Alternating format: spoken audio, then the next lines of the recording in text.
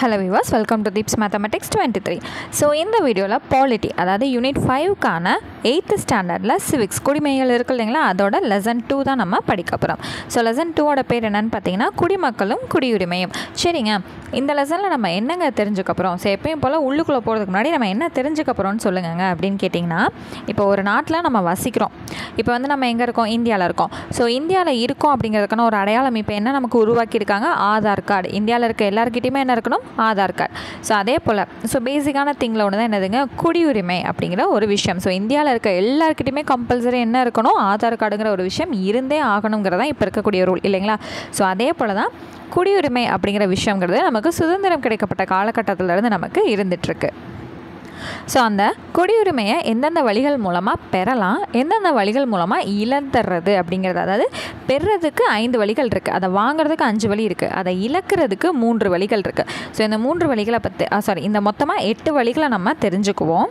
அடுத்து வேறு என்ன தெரிஞ்சுக்கோன்னா, இந்த குடியுரிமை அப்படிங்கிற விஷயம் இருக்கு இல்லைங்களா? ஸோ குடியுரிமை சட்டம் சிட்டிசன்ஷிப் ஆக்ட் அப்படின்னு சொல்லிட்டு 1955 நமக்கு கொடுத்துருக்காங்க. சரிங்களா, நம்மளோட அரசியல் அமைப்பில் எப்போ இதை சேர்த்தாங்க அப்படின்னா 1955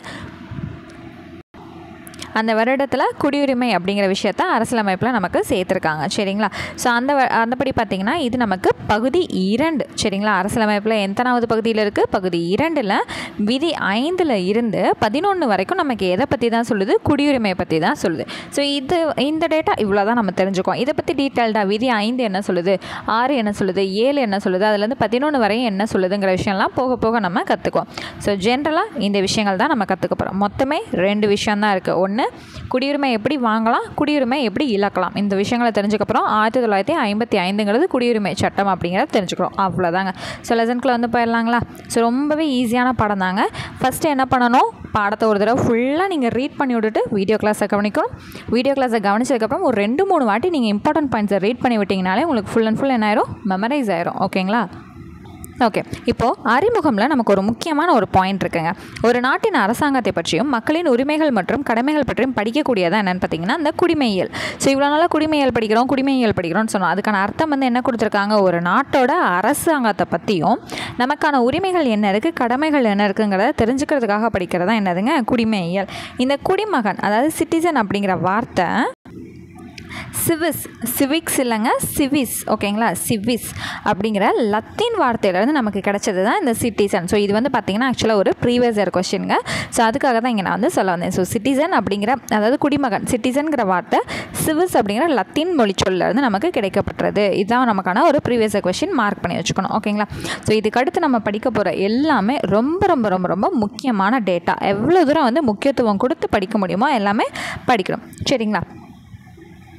சரிங்க, குடியுரிமை அப்படிங்கிறது எதுக்குங்க? ஒரு குடிமகன் அவர் வந்து விருப்பப்படக்கூடிய காலம் வரைக்கும் அந்த நாட்டில் ஃப்ரீயாக வசிக்கலாம். அதாவது சட்டப்படி நான் வந்து லீகலாக இந்த நாட்டில் வந்து வசிச்சுக்கிட்டு இருக்கேன் அப்படிங்கிற ஒரு விஷயத்தை வந்து சொல்லக்கூடியதான் என்னதுங்க? குடியுரிமை அப்படிங்கிறது.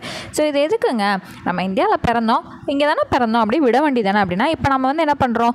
வேலை நிமித்தமாக அமெரிக்கா போகிறோம். அங்கே ஒரு 3 வருஷத்துக்கு மேலே தங்கிட்டால் க்ரீன் கார்டு ஹோல்டர் ஆயிடுறோம். ஸோ இல்லைங்களா?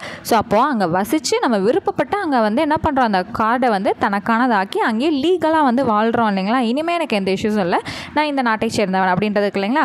அப்போ அந்த மாதிரி விஷயங்களுக்காக தான் எது யூஸ் ஆகுது? குடியுரிமை. லீகலாக எந்த ஒரு இஷ்யூஸும் இல்லாமல் அந்த நாட்டில் வாழணும். ஓகேங்களா? சரிங்க, அப்போ குடியுரிமைக்கான வகைகள் என்னென்ன இருக்குதுன்னு பார்த்தீங்கன்னா 2 வகை இருக்குங்க. ஒன்று இயற்கையாக குடியுரிமை வாங்குறது, இன்னொன்று இயல்பாக வந்து குடியுரிமை வாங்குறது. இயற்கையாக எப்படிங்க வாங்குறதுனா, இந்த நாட்டில் தான் நான் பிறந்தேன், அப்போ அது எனக்கு இயற்கை.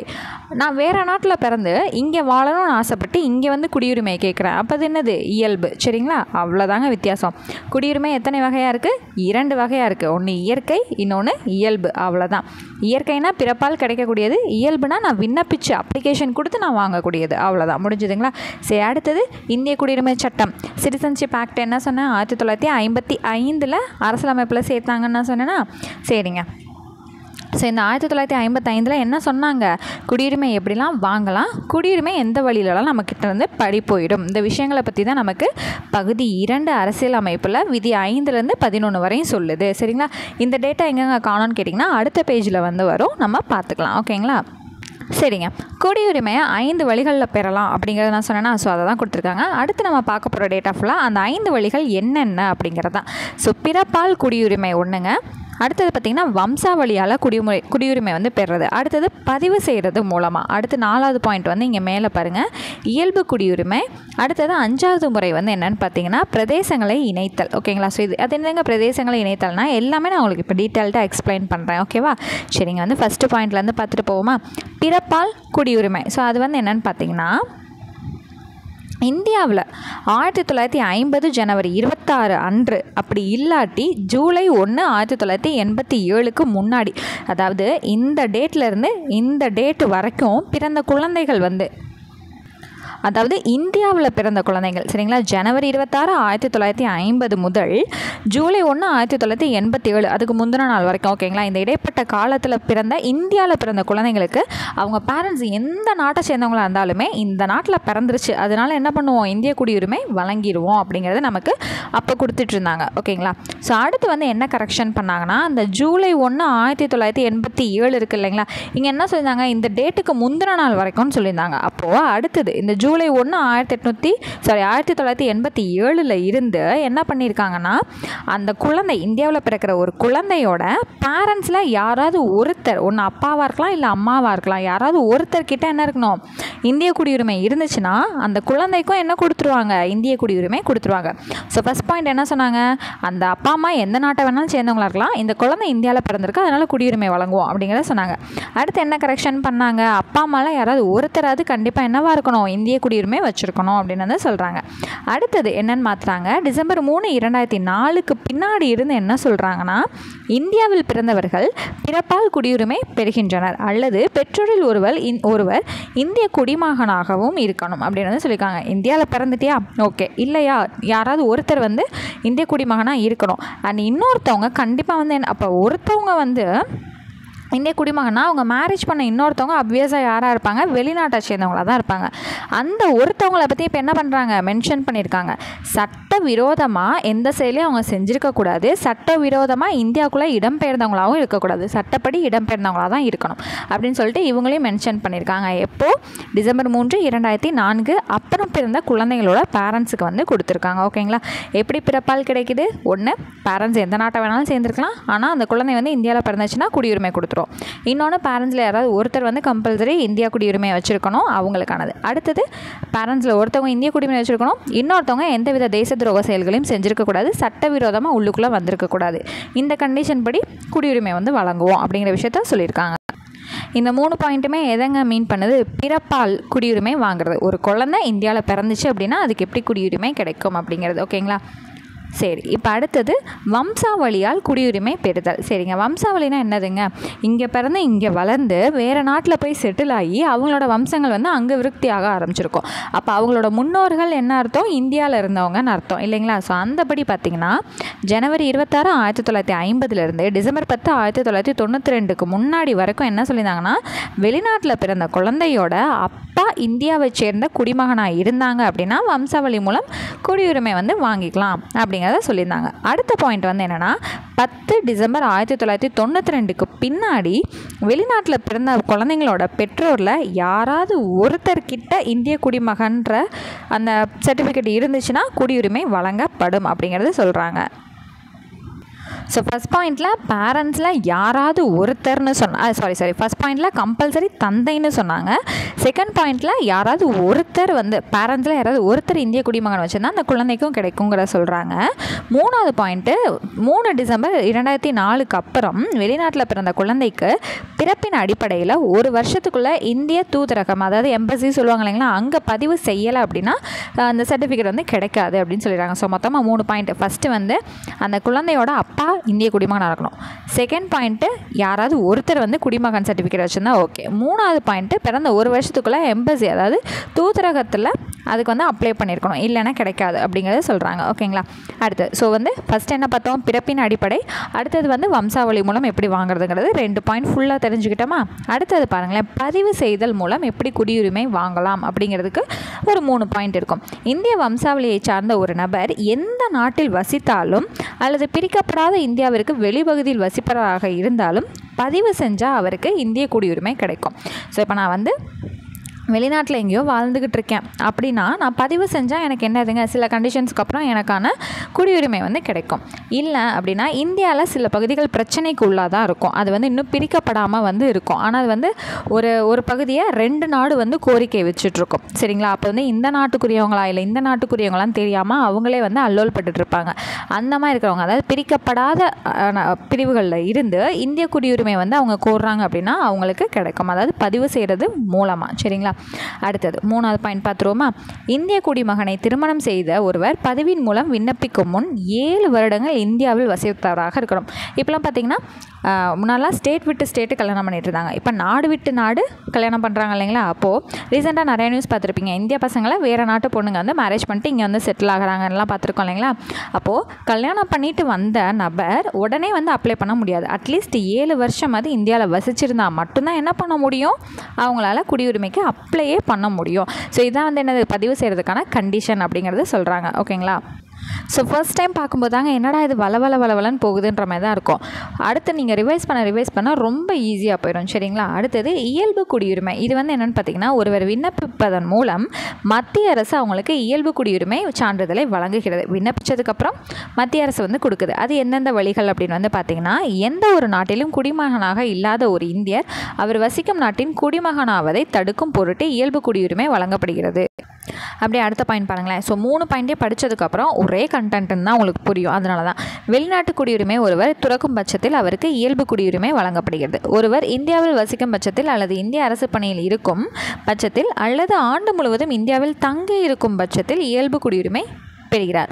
ஸோ இது வந்து என்னென்னா வேறு நாட்டோட குடியுரிமையை அவர் இழந்துட்டு இங்கே தங்கியிருக்காரு, இல்லை அரசு பணியின் காரணமாக இங்கே இருக்காரு, இல்லை ஒரு ஆண்டு முழுக்க இந்தியாவில் இருக்காரு அப்படின்னா என்ன பண்ணுறாங்க, அவங்களுக்கு இயல்பு குடியுரிமை வழங்குறாங்க. ஸோ அவ்வளோதாங்க சார், அதான் பிச்சு நமக்கு கொடுத்துருக்காங்க. ஸோ நம்ம மொத்தமாக ஒன்றா சேர்த்துட்டோம், அவ்வளோதான் ஓகேங்களா. அடுத்தது வந்து பார்த்திங்கன்னா பிரதேசங்களை இணைத்தல் மூலம் அப்படின்னா இப்போது பாண்டிச்சேரி வந்து பார்த்திங்கன்னா நம்மளை விட்டு தனியாக தான் இருந்துச்சு ஆரம்ப காலகட்டத்தில். 1962 தான் என்ன பண்ணுறாங்க, பாண்டிச்சேரியை இந்த அரசு கூட இணைக்கிறாங்க. அப்போ வேறு பகுதி மக்களை இங்கே இணைக்கும் பொழுது அவங்களுக்கும் என்னது ஆட்டோமேட்டிக்காக இந்திய குடியுரிமை போய் சேர்ந்துடும். அதை தான் சொல்கிறாங்க. புதுசாக ஒரு வெளியிலேருந்து பகுதியை இந்தியா கூட இணைக்கிறாங்கன்னா அவங்களுக்கு அப்வியஸாக என்ன கிடச்சிரும், இந்திய குடியுரிமை ஆட்டோமேட்டிக்காக கிடச்சிரும். அதை தான் வந்து சொல்கிறாங்க. சரி, இந்திய குடியுரிமை எந்தெந்த வழிகள்லாம் பெறுறோங்கிறத ஒரு ரீகால் பண்ணிடலாமா. பிறப்பு மூலமாக. ஸோ ஃபஸ்ட் பாயிண்ட் வந்து என்ன சொல்லியிருந்தாங்க, ஸோ வருஷங்கள் டேட்டெல்லாம் நீங்கள் பார்த்துக்கோங்க, நான் சிம்பிளாக வந்து உங்களுக்கு நான் சொல்லி முடிச்சிடுறேன். ஒரு குழந்தை எந்த நாட்டை சேர்ந்த உங்களுக்கு பேரண்ட்ஸோட குழந்தையாக இருந்தாலுமே இந்தியாவில் பிறந்துருச்சு, அதனால் குடியுரிமை வந்து ஃபஸ்ட் பாயிண்ட்டு. அடுத்து வந்து அந்த இந்தியாவில் பிறக்கக்கூடிய குழந்தையோட பேரண்ட்ஸில் யாராவது ஒருத்தராது இந்திய குடியுரிமை வச்சுருக்கணும், அப்போ அந்த குழந்தைக்கு கிடைக்கும். இல்லையா அதுக்கு அடுத்துலாம் என்ன சொல்லியிருந்தாங்கன்னா அந்த பேரண்ட்ஸில் யாராவது ஒருத்தர் வந்து இந்திய குடியுரிமை வச்சுருக்கணும், இன்னொருத்தவங்க எந்த ஒரு தப்பும் செய்யாதவங்களாக இருக்கணும், அப்படி இருந்தால் அந்த குழந்தைக்கு வந்து கிடைக்கும்னு சொன்னாங்க. அடுத்து வம்சாவளினா வெளிநாட்டில் பிறக்கக்கூடிய குழந்தையோட அப்பா வந்து இந்திய குடியுரிமை வச்சுக்கணும். இல்லையா அடுத்து வந்து என்ன சொல்லியிருந்தாங்க, 2 பேரில் யாராவது ஒருத்தர் வச்சுருந்தா ஓகேன்னு சொன்னாங்க. அதுக்கடுத்து என்ன சொன்னாங்க, இந்தியன் எம்பசி அதாவது தூதரகத்தில் அந்த குழந்தை பிறந்த 1 வருஷத்துக்குள்ளே அப்ளை பண்ணியிருக்கணும்னு சொன்னாங்க, பதிவு செஞ்சுருக்கணும்னு சொல்லியிருந்தாங்க. அடுத்தது பதிவு செய்கிறது மூலமான என்னங்க சொல்லியிருந்தாங்க, இந்திய வம்சாவளியை சேர்ந்த ஒருத்தவங்க வேறு எங்கேயோ வந்து வசிக்கிறாங்க, அப்போ அப்ளிகேஷன் மூலமாக பதிவு செய்கிறது மூலமாக அவங்களுக்கு சில கண்டிஷனை பூர்த்தி செஞ்சதுக்கப்புறம் அவங்களுக்கு கொடுக்கப்படும் வந்து சொல்லியிருக்காங்க. அடுத்தது இந்தியாவில் 7 வருஷம் அதாவது வசிச்சாங்க அப்படின்னா அவங்களுக்கு பதிவு செய்வது மூலமாக கிடைக்கும்னு சொன்னாங்க. இந்திய குடிமகனாக கல்யாணம் பண்ணிட்டு வந்தவங்க 7 வருஷம் இங்கே வசித்ததுக்கப்புறம் தான் அப்ளை பண்ணணுங்கிறத சொன்னாங்க. அடுத்தது இயல்பு குடியுரிமைனா என்ன சொன்னாங்க, வேலை காரணமாக இங்கே தங்கினாலோ ஆண்டு முழுவதும் இந்தியாவில் வேறு எங்கேயுமே போகாமல் இந்தியாவிலே தங்கியிருந்தாலோ வெளிநாட்டு குடியுரிமை இழந்திருந்தாலோ ஸோ இந்த மாதிரி காரணங்களால் இயல்பு குடியுரிமை வந்து வழங்கப்படும் அப்படிங்கிறத சொல்லியிருந்தாங்க. அடுத்த பிரதேசங்களை இணைத்தல்னா வெளியே இருக்கக்கூடிய பகுதிகளை இந்தியா கூட இணைக்கும் போது அப்வியஸாக அவங்களுக்கு என்ன கிடச்சிடும், குடியுரிமை கிடச்சிடும். பார்த்தீங்களா, ரீகால் பண்ணும்போது எவ்வளோ சிம்பிளாக இருக்குது இல்லைங்களா. ஓகேங்க, 5 வழியில் எப்படி வாங்கலான்னு பார்த்தாச்சுங்க. இப்போ எப்படி இழக்கிறது அப்படின்னு கேட்டிங்கன்னா அதுக்கு 3 வழிகள் இருக்குது சரிங்களா. ஸோ இது வந்து ரொம்ப சிம்பிளாக தான் இருக்கும். ஸோ இப்போ நான் சொன்னேன் இல்லைங்களா, பகுதி 2 இந்திய அரசியலமைப்பில் பகுதி 2ல் விதி 5லேருந்து 11 வரையும் கூறக்கூடிய விதி வந்து எதை பற்றி சொல்லுது, இந்திய குடியுரிமையை பற்றி சொல்லுது. ஸோ இழத்தல் மட்டும் கிடையாதுங்க, மொத்தத்துக்கு குடியுரிமை பற்றி சொல்லக்கூடியதே 5லேருந்து 11 வரைக்கும். ஓகேங்களா. சரி, இப்போ எப்படி இழக்கிறதுங்கிறத பார்த்துருவோமா. ஸோ ஃபர்ஸ்ட் பாயிண்ட் வந்து பாருங்களேன், தானாக முன் வந்து குடியுரிமையை துரைத்தல். அதாவது இப்போ இங்கேருந்து வேலை பார்க்குறதுக்காக வெளிநாட்டுக்கு வந்து போகிறாங்கங்க. அப்போது அங்கேயும் வந்து அவங்க குடியுரிமை வாங்கிட்டாங்கன்னு வச்சுக்கோங்களேன், இங்கே இருக்கக்கூடிய குடியுரிமை என்ன ஆயிரும்னு பார்த்தீங்கன்னா ஆட்டோமேட்டிக்காக ரத்து பண்ணிடுவாங்க. ஓகேங்களா? ஏங்க அப்படி அங்கேயும் வச்சுக்கிட்டு இங்கேயும் வச்சுக்க முடியாதுன்னா, நம்மளோட அரசியலமைப்பு படி இந்தியாவில் வந்து ஒற்றை குடியுரிமை தான் வழங்கிக்கிட்டு இருக்காங்க. இங்கே இருக்கக்கூடிய சிட்டிசனால் ஒரே ஒரு குடியுரிமை மட்டும்தான் வச்சுக்க முடியும் அப்படிங்கிறது. ஓகேங்களா? அப்போ வேறு நாட்டில் வாங்குறாங்க அப்படின்னா அப்வியஸாக இங்கே இருக்கக்கூடியது வந்து தானாகவே போயிடும். அப்போது நான் வந்து அங்கே வாங்கிட்டேங்க, எனக்கு இங்கே வேணாம் அப்படின்னு சொல்லிட்டு அவராகவே வேண்டான்னு சொல்லக்கூடியது என்னது? தானாக முன் வந்து சொல்லக்கூடியது. இதே சட்டப்படி நடைபெறுதல்னா அங்கே ஒருத்தர் வாங்கிட்டாரு, அப்போ இங்கே ஆட்டோமேட்டிக்காக ரத்து செய்யக்கூடியது, முடக்கப்பட்டுரும். அவர் எந்த இன்ஃபர்மேஷனுமே கொடுக்கல அப்படின்னாலும் இது என்னது? முடக்கப்படும். அதுதான் வந்து என்னது? சட்டப்படி முடிவுக்கு வருதல். ஓகேங்களா? ஸோ இது வந்து அவரே இன்ஃபார்ம் பண்ணுறது, இது வந்து நம்மளாவே இது பண்ணுறது. ஓகேங்களா? சரிங்க. அடுத்து குடியுரிமை மறுத்தல். அது என்னங்க மறுக்கிறது? இது வரைக்கும் அவங்க சொல்கிறது, இன்னொன்று அவங்க சொல்லாமல் ஓகே அவங்க அங்கே வாங்கிட்டாங்க, நீங்கள் முடக்கப்படுது. ஓகே, அதனால் முடிவுக்கு வருதல் அப்படின்னா ஒன்று அந்த இந்தியாவில் இருக்கக்கூடிய நபர் வந்து மோசடி செய்கிறது, தவறான பிரதிநிதித்துவம் அல்லது அரசியலமைப்பு சட்டத்திற்கு புறம்பாக நடக்கக்கூடியது. இந்த மாதிரி விஷயங்கள்னால நீ இந்தியாவிலே வேணாம், போ, வெளியே எங்கேயாவது போ அப்படின்னு சொல்லிட்டு இந்திய குடியுரிமையை ரத்து பண்ணிடுறது. அவ்வளோதான். ஓகேங்களா? அப்போ நாட்டுக்கு அந்தளவுக்கு அவங்க தீங்கு விளைவிச்சிருக்காங்க அப்படிங்கிறது. ஓகேங்களா? அப்போ பெறுறதை விட இழக்கிறது ரொம்ப ஈஸியாக இருக்குது பார்த்தீங்களா? அதாவது படிக்கிறதுக்கும் சரி, அந்த விஷயத்தை இழக்கிறதுக்கும் சரி. ஓகேவா? சரிங்க. அடுத்தது நாட்டுரிமை குடியுரிமை. இதில் நம்ம தெரிஞ்சுக்க வேண்டிய ஒரே ஒரு விஷயம் என்னென்னா, ஒருவர் தன்னோட நாட்டுரிமையை மாற்ற முடியாது. இங்கே தான் பிறந்தாங்க அப்படிங்கிற ஒரு உரிமையை மாற்ற முடியாது, ஆனால் தன்னோட குடியுரிமையை மாற்றி அமைக்க முடியும். ஸோ இந்த பாயிண்ட் வந்து ரொம்ப முக்கியம். இது ஒரு ப்ரீவியஸ் கொஸ்டினில் இடம்பெற்றிருக்கு. சரிங்களா?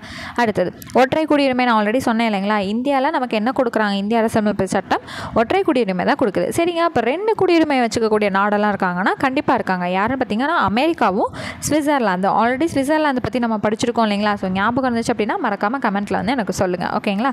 சரிங்க. ஸோ அந்த இரட்டை குடியுரிமை வந்து எப்படி இருக்குன்னு பார்த்தீங்கன்னா, தேசிய குடியுரிமை ஒன்று, இந்த தேசத்தை சேர்ந்த நான் அப்படின்னு சொல்லிட்டு ஒன்று, நான் இந்த மாநிலத்தில் இருக்கேன்னு சொல்லிட்டு இன்னொன்று, 2 குடியுரிமை வந்து வச்சுருப்பாங்க. ஓகேங்களா?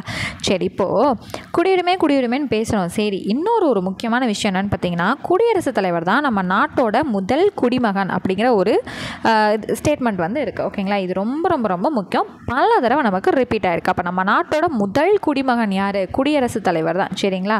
சரி, இப்போது நம்ம நாட்டை சேர்ந்த வெளிநாட்டு வாழ் இந்தியர்கள் இருக்காங்க இல்லைங்களா, அவங்கள பற்றி தெரிஞ்சுக்க போகிறோம். ஸோ NRI, நான் ரெசிடென்ட் இந்தியன், வெளிநாட்டு வாழ் இந்தியர். இந்தியாவை சேர்ந்தவங்க தான், ஆனால் இந்தியாவில் இல்லை, வெளிநாட்டில் இருக்கவங்க. சரிங்களா? அங்கே பாருங்களேன், இந்திய கடவுச்சீட்டுனா என்னதுங்க? பாஸ்போர்ட். அதை வச்சுருப்பாங்க, ஆனால் வெளிநாட்டில் வந்து இருப்பாங்க. சரிங்களா? அவங்க தான் யார்? NRI.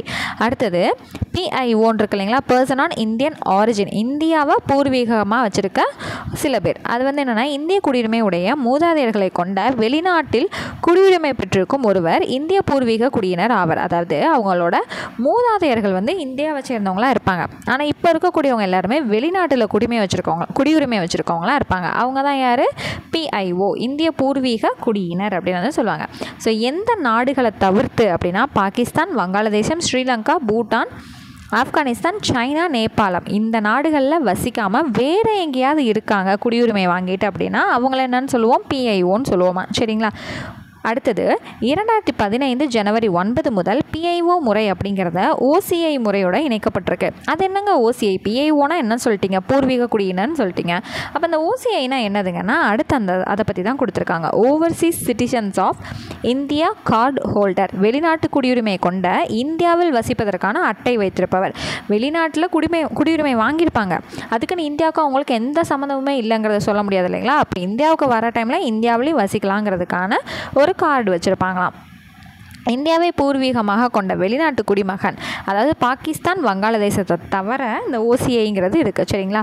இந்தியாவை பூர்வீகமாக கொண்ட வெளிநாட்டு குடிமகன் கால வரையறையின்றி இந்தியாவில் வசிப்பதற்கும் பணி செய்வதற்கும் OCI அட்டை வந்து பெறுகிறார்கள். இவர்களுக்கு இந்தியாவில் வாக்களிக்கும் உரிமை கிடையாது. எவ்வளோ நாள் வேணாலும் இந்தியாவில் இருக்கலாங்க, ஆனால் ஓட்டு போடுற உரிமை மட்டும் அவங்களுக்கு கிடையாது அப்படிங்க சொல்லிட்டாங்க. ஓகேங்களா? சரி, அடுத்தது இந்திய குடிமக்களின் உரிமைகளும் கடமைகளும். இது வந்து ஜஸ்ட் வந்து ஃபுல்லாக ரீட் அவுட் பண்ணி பார்த்துக்கோங்க. இது ஒன்றும் பெருசாக வந்து அப்படி ஒன்றும் கிடையாது. என்னென்னா அடிப்படை உரிமை வந்து இந்தியாவில் இருக்கக்கூடிய குடிமக்களுக்கு இருக்குது, தேர்தலில் வந்து போட்டியிடுறதுக்கான உரிமை இருக்குது, வாக்களிக்கிறதுக்கான உரிமை இருக்குது, இந்த மாதிரி வந்து சொல்லியிருப்பாங்க. அடுத்தது இந்திய அரசமைப்பின் 42வது சட்ட திருத்தத்தின்படி இந்திய குடிமக்களுக்கான அடிப்படை கடமைகள். ஸோ நமக்கான அடிப்படை கடமைகள் நமக்கு எப்போ கொடுத்தாங்கன்னா 42வது சட்ட திருத்தத்தப்போ தான் நமக்கு சேர்த்துருக்காங்க அரசியலமைப்பில். சரிங்களா? அடுத்து ஒரு நாட்டில் இருக்கக்கூடிய குடிமக்களை 2 வகையாக பெயர் சொல்லி நம்ம அழைக்கிறோம். ஒன்று அந்நியர்கள், இன்னொன்று குடியேறியவர்கள். அதாவது ஒரு நாட்டோட குடிமக்கள் அல்லாதவர்களை நம்ம எப்படி சொல்லுவோம் அந்த மாதிரி தாங்க. ஸோ ஃபஸ்ட்டு மாற்றி சொல்லிட்டேன். குடிமக்கள் அல்லாதவர்களை அந்நியர்னு சொல்லுவோம், குடியேறியவர்னு சொல்லுவோம். ஒன்று இந்த டூரிஸ்ட்டாக வருவாங்க இல்லைங்களா வெளிநாட்டிலேருந்து, அவங்கள என்னன்னு சொல்லுவோம் நம்ம அந்நியர்னு சொல்லுவோம். குடியேறியவர்னால் வெளிநாட்டிலேருந்து ஏதோ ஒரு வேலைக்காகவோ இல்லை ஏதோ ஒரு விஷயங்களுக்காகவோ இங்கே வந்து ஸ்டே பண்ணியிருப்பாங்க இல்லைங்களா, ஏதோ பிஸ்னஸ்க்காகவோ இங்கே வந்து ஸ்டே பண்ணியிருப்பாங்க இல்லைங்களா கொஞ்ச நாள், அவங்கள வந்து குடியேறியவர் அப்படின்னு வந்து நம்ம சொல்லுவோம். சரிங்க. அடுத்து வந்து இங்கே வெளிநாட்டு வாழ் இந்தியர் தினம்னு ஒன்று இருக்குங்க. அது எப்போ கொண்டாடுறாங்க அப்படின்னா அந்த டேட் வந்து இங்கே கொடுக்கலையா? ஸோ அடுத்த லெசன்ஸில் வந்து நம்ம பார்ப்போம். ஓகே, அந்த டேட் வந்து எங்கே கொடுக்குறாங்களோ அங்கேருந்து நம்ம படிக்கலாம். இப்போ அதை போட்டு கன்ஃபியூஸ் பண்ணிக்காதீங்க. ஸோ January 9 தான் என்னென்னு பார்த்தீங்கன்னா வெளிநாட்டு வாழ் இந்தியர் தினம். சரிங்களா? இது யாரோட தினம் வந்து வச்சு கொண்டாடுறாங்கன்னா காந்தி இருக்கார் இல்லைங்களா, மகாத்மா காந்தி, அவர் தென்னாப்பிரிக்காவில் இருந்து இந்தியாவுக்கு வந்து ரிட்டன் வந்த டேட்டு தான் January 9. ஸோ இந்த வெளிநாட்டு வாழ் இந்தியர் தினம் வந்து ஒரு வருஷத்துக்கு ஒருக்கெல்லாம் கொண்டாட மாட்டாங்க, வருஷம் கொண்டாடுறது கிடையாது. 2 வருஷத்துக்கு ஒரு தடவை தான் கொண்டாடுவாங்க. அது எந்த டேட்டு? January 9 வந்து கொண்டாடுவாங்க. ஓகேங்களா? சரி, அடுத்தது வந்து அவ்வளோதான். ஸோ லெசன் வந்து நமக்கு கம்ப்ளீட் ஆச்சு. ஸோ இந்த பகுதிகளெல்லாம் சும்மா ரீட் மட்டும் பண்ணி பாருங்கள், போதுமானது. இதில் மனப்பாடம் பண்ணுற அளவுக்குலாம் எதுவும் கிடையாது. ஸோ இப்போ ஃபுல்லாக ஒரு தடவை லெசனை வந்து ரிவைஸ் பண்ணி பாருங்களேன், ரொம்ப ஈஸியாக இருக்கும். டேட்டாஸ் ரொம்ப கம்மியாக தான் இருக்கும், ஆனால் அந்தளவுக்கு இந்த டேட்டாவும் ரொம்ப முக்கியமானது. 1 மார்க்ஸ் பார்த்துட்டு அந்த லெசன் வந்து நமக்கு கம்ப்ளீட் ஆகிடும். ஸோ ஃபர்ஸ்ட் கொஸ்டின், கீழ்கண்டவைகளில் எந்த ஒன்று இந்திய குடியுரிமை பெறும் வழிமுறை அல்ல அப்படின்னா ஆப்ஷன் பியில் இருக்கக்கூடிய சொத்து உரிமை. ஓகேங்களா? அடுத்தது செகண்ட் கொஸ்டின், அரசியலமைப்பு சட்டத்தின் எந்த பகுதி மற்றும் பிரிவுகள் குடியுரிமை பற்றி சொல்லுதுன்னா பகுதி 2 பிரிவு 5லேருந்து 11, ஆப்ஷன் பி. சரிங்களா? அடுத்தது மூணாவது கொஸ்டின், இந்தியாவின் முதல் குடிமகன் யார்? குடியரசுத் தலைவர். அடுத்தது ஒரு நாட்டின் டேஸ் அந்நாடு வழங்கும் குடியியல் மற்றும் அரசியல் உரிமைகளை பெற தகுதியுடையவர் ஆவர் அப்படின்னா குடிமக்கள். சரிங்களா? குடிமகன்னு சொல்லலாம், இல்லை குடிமக்கள்னு சொல்லலாம். இந்திய அரசியலமைப்பு சட்டம் ஒற்றை குடியுரிமையை மட்டும் வழங்குகிறது. அடுத்தது மூணாவது கொஸ்டின் வந்து பார்த்திங்கன்னா, இந்திய கடவுச்சீட்டினை பெற்று வெளிநாட்டில் வாழும் இந்திய குடிமகனை என்னென்ன சொல்லுவோம்? NRI அப்படின்னு சொல்லி நம்ம படித்தோம் இல்லைங்களா, பாஸ்போர்ட் வச்சுருப்பாங்க அப்படின்றத படித்தோமா, வெளிநாட்டு வாழ் இந்தியர்கள். அடுத்தது மக்கள் அனைவரும் உரிமைகள் மற்றும் கடமைகள் அல்லது குடிமை பொறுப்புகள்னு கூட எழுதிக்கலாம். சரிங்களா? இது எல்லாத்தையுமே இயற்கையாகவே பெற்றிருக்காங்க. அடுத்து 5th கொஸ்டின் வந்து, உலகளாவிய குடியுரிமை என்பது இளைஞர்களின் நவீன சமுதாயத்தை வடிவமைப்பதில் பங்கேற்க செய்யும் ஒரு யோசனை. அடுத்தது சரியா தவறான்னு கேட்டிருக்காங்க. அமெரிக்க ஐக்கிய நாடுகள் ஒற்றை குடியுரிமை வழங்குகிறது. தப்பு. 2 தானே. அடுத்து வெளிநாட்டு குடியுரிமையை கொண்டு இந்தியாவில் வசிப்பதற்கான அட்டை வைத்திருப்பவர்களுக்கு வாக்குரிமை கிடையாது. அப்போ செகண்டும் தப்பு. அடுத்தது 3வது கொஸ்டின் வந்து, அடிப்படை உரிமைகள் இந்திய குடிமகன் அனுபவிக்க நமது அரசியலமைப்பு சட்டம் உத்தரவாதம் அளிக்கிறது. சரி. நாட்டுரிமையை மாற்ற இயலாது, குடியுரிமையை மாற்ற இயலும். ஸோ மாற்றி கொடுத்துருக்காங்க. அப்போ இது என்னது? தவறு. 3வது கொஸ்டின் மட்டும்தான் கரெக்டுன்னு கொடுத்துருக்காங்க. சரிங்களா? ஸோ அடுத்ததுங்க, ஒரு இந்திய குடிமகனின் குடியுரிமை கீழ்கண்ட எதனால் முடிவுக்கு வருகிறதுனா மொத்தமாக ஒரு 4 ஸ்டேட்மெண்ட் கொடுத்துருக்காங்க. இதுக்கான ஆன்சர் வந்து பார்த்திங்கன்னா ஆப்ஷன் பியில் இருக்கக்கூடிய 1 மற்றும் 3 சரியானது. அதாவது ஒருவர் வேறு நாட்டு குடியுரிமையை பெறும்போது இங்கே ரத்தாயிரம், தவறான மோசடி வழிகளில் ஒருவர் குடியுரிமை பெற்றார் என்று அரசு கருதும் போது அதை ரத்து பண்ணிடுவாங்க. அப்போ ஆப்ஷன் 1, 3 சரி. எது வந்து ரத்து செய்யுது முடிவுக்கு வருதுங்கிறதான கேட்டிருக்காங்க. அப்போ ஆப்ஷன் பி தான் நமக்கு சரியானது. அடுத்தது வந்து வந்தீங்க அப்படின்னா கூற்று காரணம் கேட்டிருக்காங்க. 1962ஆம் ஆண்டு பாண்டிச்சேரி இந்திய யூனியனுடன் இணைந்தது. அங்கு வாழ்ந்த மக்கள் இந்திய குடிமக்கள் ஆயினர். அதை பற்றி எது வந்து விரிவாக்கம் பண்ணும் நமக்கு 1955 கொடுத்துருக்கக்கூடிய குடியுரிமை சட்டம் வந்து நமக்கு சொல்லுது. அப்போ கூற்றும் காரணமும் சரியான விளக்கமாக வந்து இருக்குது. ஆப்ஷன் ஏ தான் நமக்கு சரியானது. ஓகேங்க, இந்த லெசன் ஃபுல்லாக நம்ம கம்ப்ளீட் பண்ணியாச்சா? ஓகே. ஸோ இந்த மாதிரி கிளாஸஸ் வந்து உங்களுக்கு ஈஸியாக இருக்குது அண்ட் யூஸ்ஃபுல்லாக இருக்குது. ஸோ கண்டினியூ பண்ணுங்கள் அப்படின்ற மாதிரி ஃபீல் ஆச்சு அப்படின்னா கண்டிப்பாக கமெண்ட் செக்ஷனில் தெரியப்படுத்துங்க. அதாவது இவ்வளோ டீட்டெயில்டாக கண்டினியூ பண்ணால் நல்லாயிருக்கும் அப்படிங்கிற ஃபீல் இருந்துச்சு அப்படின்னா தாராளமாக கமெண்ட் செக்ஷனில் சொல்லுங்கள். ஓகேங்களா? ஸோ உங்களுக்கு நம்மளோட வீடியோஸ் எல்லாமே பிடிச்சிருக்கு அப்படின்னா கண்டிப்பாக ஒரு லைக் பண்ணுங்கள், நம்ம சேனலை சப்ஸ்கிரைப் பண்ணுங்கள் அண்ட் உங்களோட ஃப்ரெண்ட்ஸுக்கு இந்த வீடியோஸை ஷேர் பண்ணுங்கள். ஸோ நெக்ஸ்ட் கிளாஸில் மீட் பண்ணுறேன். தேங்க்யூ.